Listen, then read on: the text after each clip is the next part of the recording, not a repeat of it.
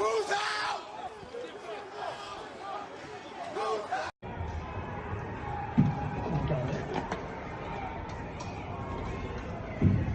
Finally get down.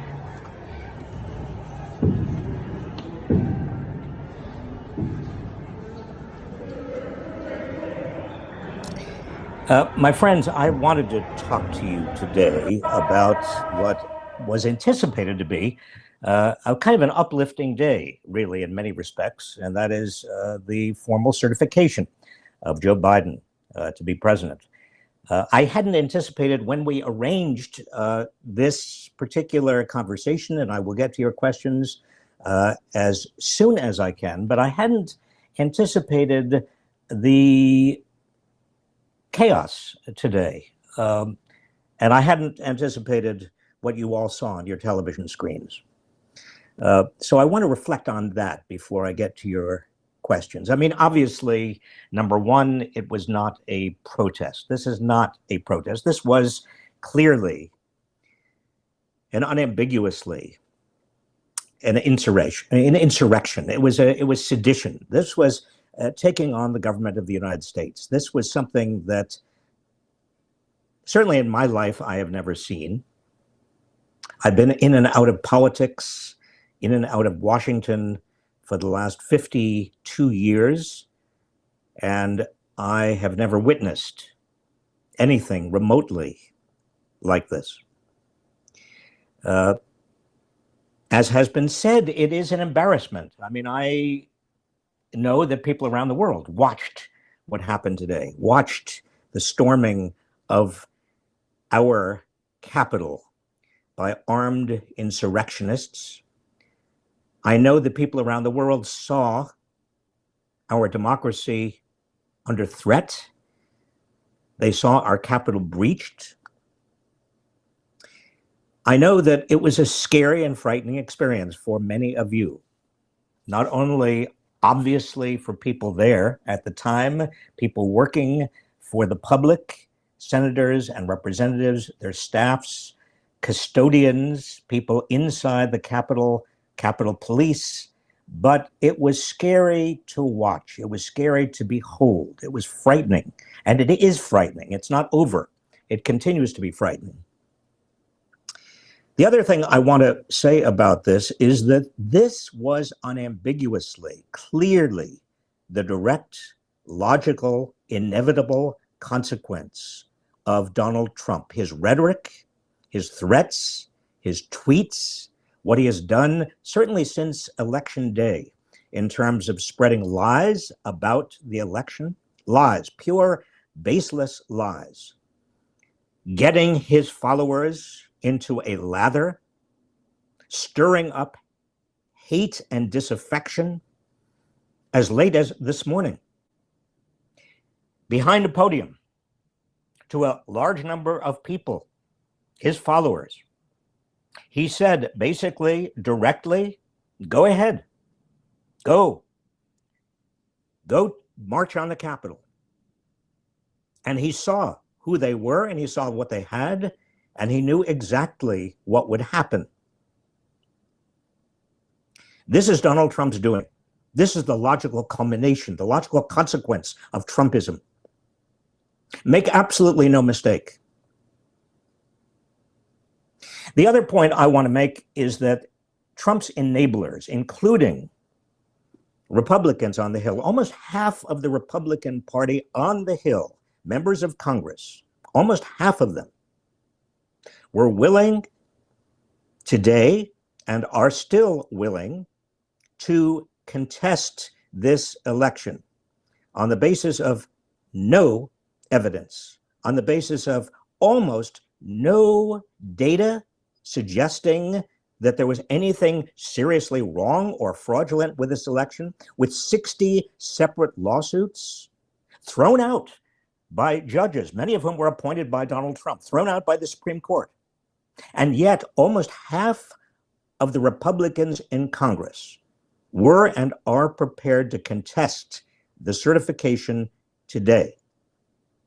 A certification that is a formal process. It is simply an event that is designed in modern times to do what? Simply to celebrate, essentially, the electoral vote that a president has accumulated, a president-elect, in this case, President-elect Biden. And yet, these enablers, and I use that expression enabler very seriously, they were willing and able and eager to contest this. And not only were they willing and eager and able to contest this, and they still are, many of them, for the last 2 months, have been mouthing exactly the same lies that Donald Trump has been mouthing. Why are they doing this? Partly out of cowardice, because they're worried that they will be primaried, as the saying goes, or as the word goes, in their next election if they don't. Partly out of allegiance, some of them allegiance to Donald Trump, who has become a cult figure, who has tried to make the Republican Party into a cult, not a political party. And partly because of their own personal political ambitions. They want to run for president, a few of them, in 2024, and they thought this was an easy way to do it, by contesting this election, by mouthing the lies of Donald Trump over and over and over again. Well, this is where you get to. This is the culmination. This is the consequence of all of that. And the irony and hypocrisy. Some of them now, today, even from the Capitol, are saying, oh, it's terrible. This violence is awful. It should not be. Well, they ought to understand their part in it. They ought to understand how their cowardice, how their ambition, how their willingness to kowtow to an authoritarian, and let's use another term advisedly, seriously, fascist, has led exactly to what we have today. Insurrection, sedition. Another point. There are laws against inciting mobs to overthrow the United States government. There are laws on the books against this sort of criminal sedition. Donald Trump is clearly, as of today, many of us thought so before, but clearly, as of today, he is a criminal, dangerous, a clear and present danger to the United States. Now, in your questions, we can talk about, and I'm happy to talk about, what can be done. He has 15 more days as president. Let me add another point. And that has to do with 15 days from now. Some of you may have heard President-elect Joseph Biden just a few moments ago talking about what has happened today. I watched Joe Biden and I said to myself, thank God he is going to be our next president. And why can't he start today? He talked about unity, and he talked calmly, and he talked about our democracy in ways that a president should talk about unity and against violence and about democracy. He called on Donald Trump to condemn what has happened today. And what did Donald Trump do? A few minutes later, he got up and he did not condemn it. He said he loved the people who had stormed the Capitol. Donald Trump has proven himself not only to be a criminal and a danger to our society, but someone who is incapable of thinking about this country and worrying about the country and putting the country first. Donald Trump only thinks about one thing, one person, one obsession, and that is Donald Trump, his power, his wealth, his standing, He cannot stand to lose. He could not stand to lose the election. He is going nuts, crazy. If you ask me, what do I worry about? I worry about the next 15 days. I worry about what he is capable of doing. I worry about a madman, a truly mad, out of control man in charge of this country right now. Now, let me hasten to say that there has been a dramatic difference in the treatment of Black Lives Matter protesters versus these insurrectionists. Everybody understands that. What was revealed today was the difference in treatment, but was revealed today something else. And I want to make sure that everybody appreciates what I'm about to say. We have two people elected in Georgia yesterday. The elections called today, both of them good people, people who care about this country. Both of them people who will add stature and dignity and thoughtfulness to the Senate.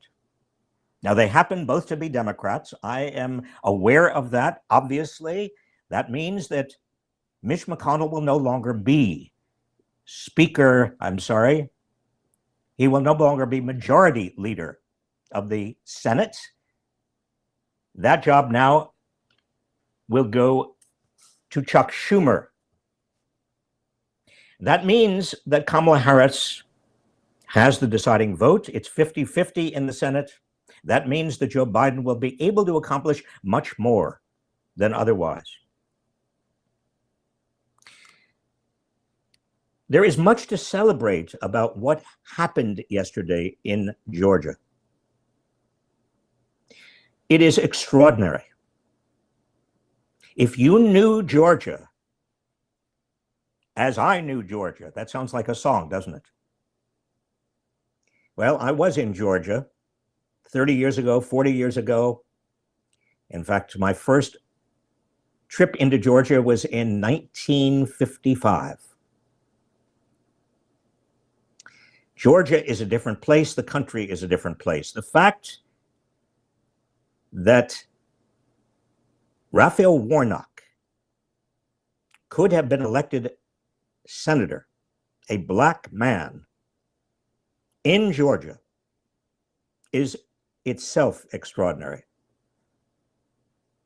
He is also an extraordinary man. He is a talented man. He is a deep thinking and profound man. He cares about this country.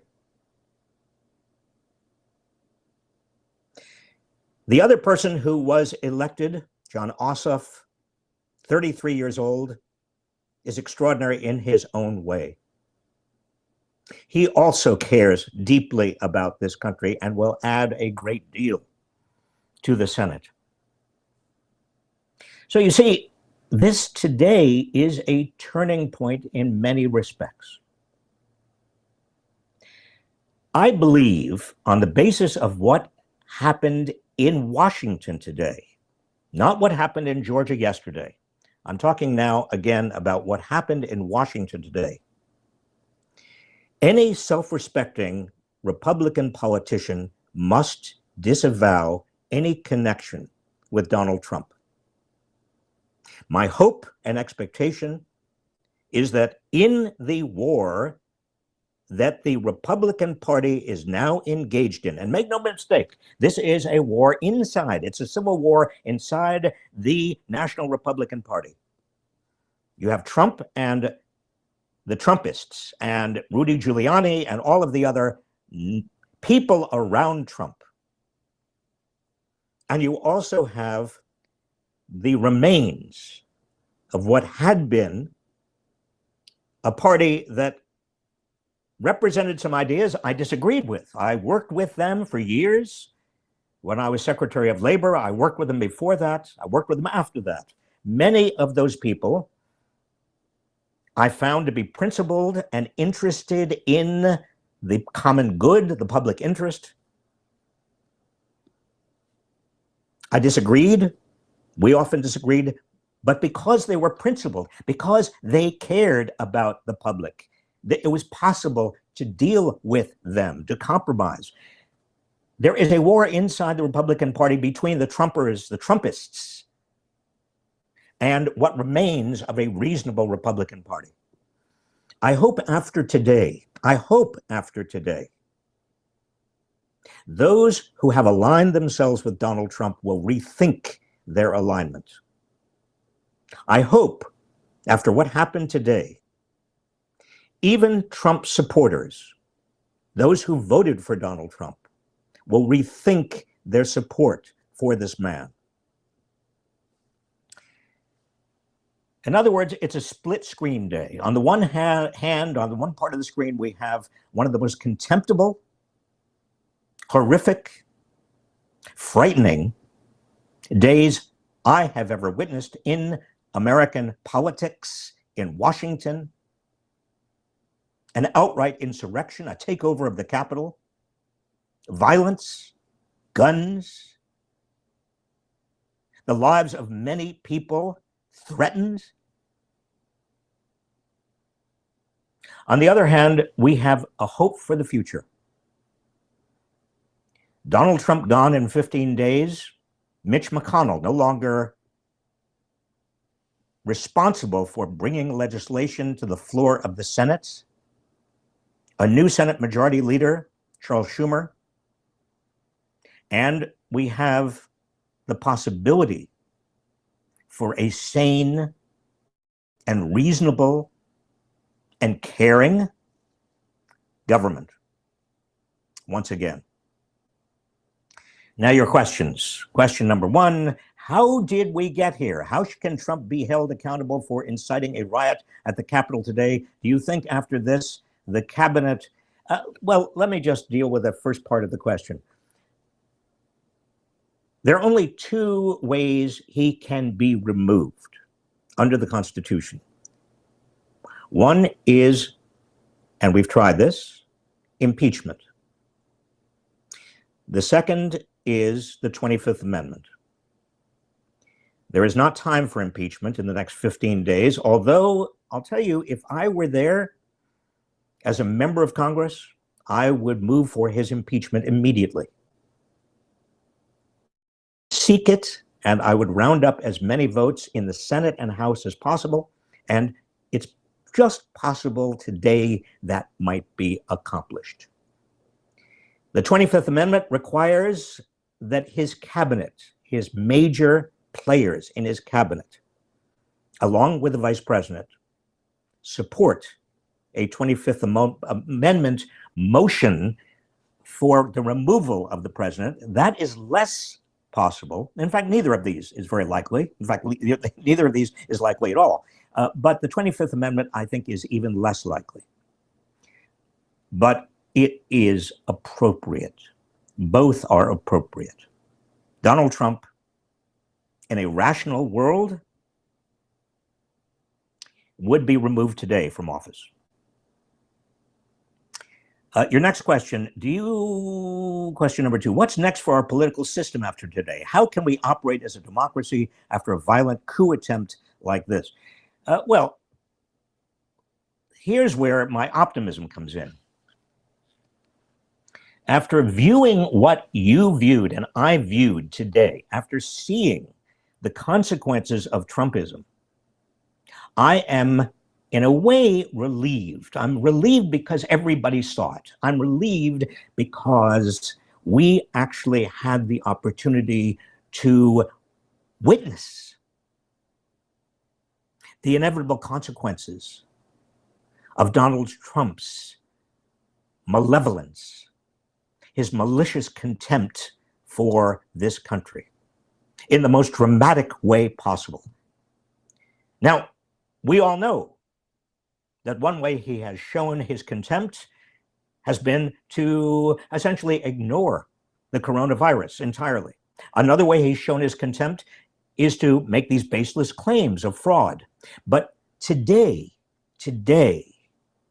he demonstrated his contempt and the logical consequence of his contempt in the most dramatic way possible. I think many, many people, Trump supporters, many people across this country are so outraged and disgusted by what they saw that this may be the day we remember as the end of Trumpism. That's my hope. Your question, how is the senator's objection connected to the violent insurrection? What did the senators expect from their stunt? You're talking, I think your question has to do with the senators who were going to object today to certification of a number of states. By my count, there were 6 states that were going to be objected to. They still will be objected to, I think. A lot of these senators, they are Republicans, all of them. They, under the Constitution and under the relevant statute, did have an opportunity to. How is it connected to the violent insurrection? It's connected very, very simply, because their objection legitimized Trump's continuous claim of fraud, that the election was fraudulent. He made the same claim today. He made the same claim even after the violence. And by legitimizing that claim,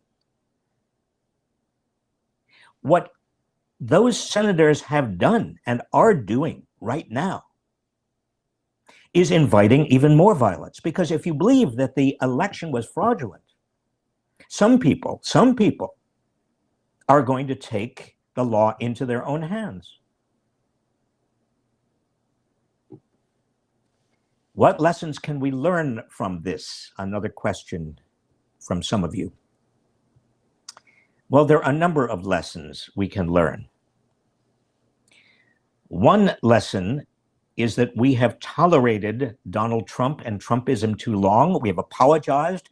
We have used a kind of social equivalence between Trump supporters who are actively enabling and using and activating his lies and the rest of us. We've apologized and excused Fox News. We've allowed Facebook and Twitter and social media to get away with simply amplifying these lies without any responsibility whatsoever, a little responsibility. I mean, Twitter now put some labels on it. But the most powerful media machines in this country right now are irresponsible. And by that I mean Facebook and Twitter. And I want to add, quite obviously, Fox News and right-wing media. We've excused them. We've said, well, this is just freedom of the press. Anything can be said. Anything can be said. Sedition, violence, incitement to violence. No, I think one of our lessons today is maybe we have been too tolerant with regard to these kinds of ideas and these kinds of incitements. A question for me, from you, any chance of flipping a couple of Republican senators to change parties, like Jim Jeffords did?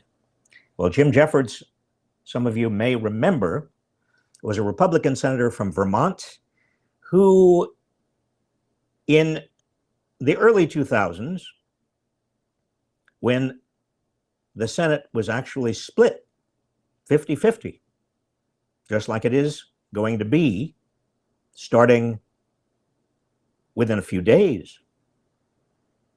What Jim Jeffords did was he decided to caucus with the Democrats.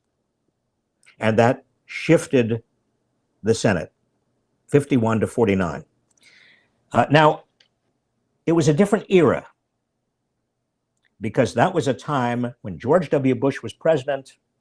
Trent Lott was the minority leader or majority leader. That is, he was the leader of the Republicans, and Tom Daschle was the leader of the Democrats. And there was enough of a kind of a history of comity, of working together, that Trent Lott and Tom Daschle, even though it was 50-50, split right down the middle, they decided that they would work together. They would have a peace treaty. That peace treaty meant that there would be an equal number of senators on all of the committees, that no committee would bottle up a piece of legislation if they couldn't agree. And there were a number of rules that they agreed to that made even a 50-50 split work better. And it was not necessary for the vice president to come in and vote. That comity, that agreement, that atmosphere of working together has been wrecked. And if it was not wrecked before, it is wrecked today.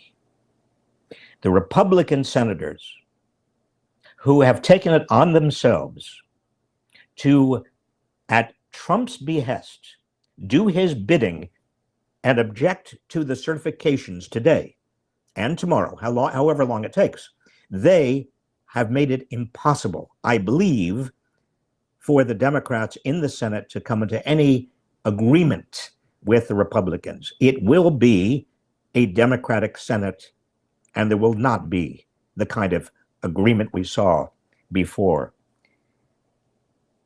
Another question: what would the process of charging these senators with sedition look like? If that's not possible, how can they be held accountable? Well, certainly these senators can and should be remembered. You should note their names. I will do everything in my power, certainly, and I hope you do everything in your power to make sure they are not reelected. That is number one. Make sure they are not reelected. They are enemies of democracy, plain and simple. What else can we do? Well, I think it would be very, very difficult to prove sedition on the part of these senators. Donald Trump is a different matter. Donald Trump, according to the Supreme Court, a president, although there are arguments that a president cannot be indicted, it's clear that a president is responsible for, and a president is vulnerable to, the criminal process.